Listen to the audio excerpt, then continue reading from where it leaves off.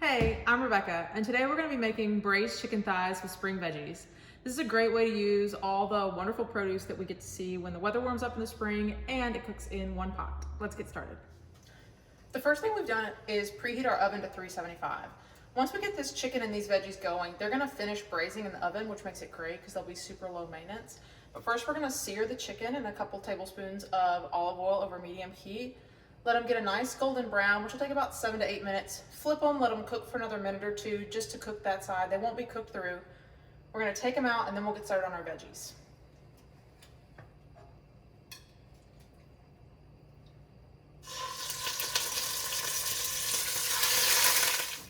So now we've got our chicken thighs nice and golden brown on both sides. Look how beautiful.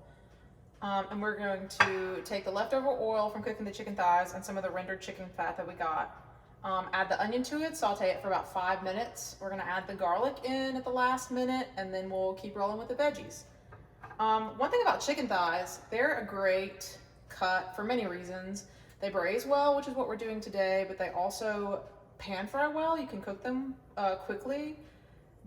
These are bone in and skin on, which adds a lot of flavor, and they're one of the more affordable cuts of chicken, so great option.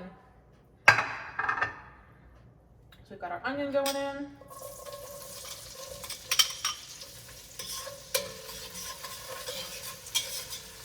Let this cook for a few minutes, then we'll add our garlic.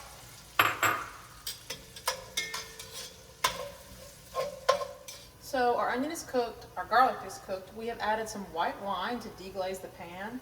That's just getting up all the yummy cooked brown bits in the bottom of the pan. Now we're gonna add chicken stock and the veggies that need to braise with the chicken. We have some veggies in this recipe that need to cook for a long time so that they become nice and tender, and some veggies that will cook fast, which we're gonna add at the end. We don't wanna braise those because we don't want them to turn to mush. We have carrots, rainbow carrots for added nutrients and beauty. And then we have baby potatoes. Super delicious.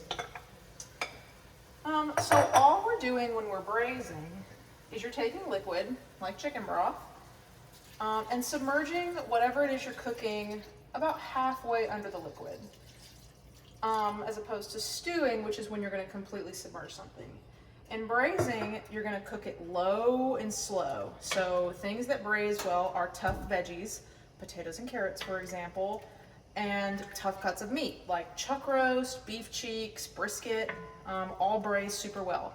Those are things you don't want to pan sear. They will become almost impossible to eat. You want to cook them low and slow, but the fibers have a long time to break down and become tender and juicy and succulent and just wonderful. Those cuts of meat are also typically pretty affordable, which makes them a great alternative to things like steak, which are pretty expensive.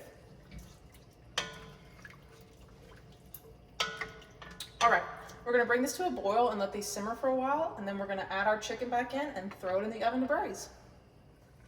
So we take our pot out of the oven, take the chicken out again so it doesn't overcook and we can finish working on the veggies. Now we're gonna add our snow peas and our English peas. They'll take about 3 minutes to cook over a medium simmer, and then we'll be done. And then we'll garnish with herbs and lemon for a bright spring finish.